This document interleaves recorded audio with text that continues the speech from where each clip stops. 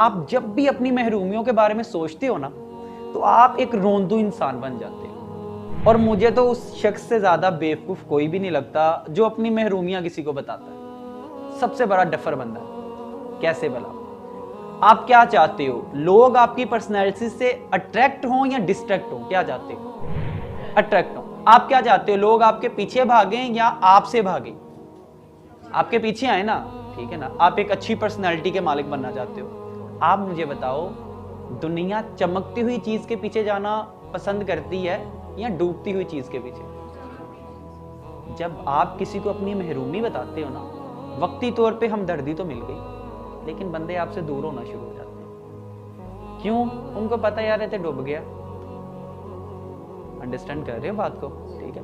और सिर्फ हमारी जिंदगी में अल्हम्दुलिल्लाह कहने की कमी होती है, नहीं तो महरूमी कोई भी नहीं होती। सिर्फ इसे एक चीज की कमी होती है, कोई महरूमी नहीं होती।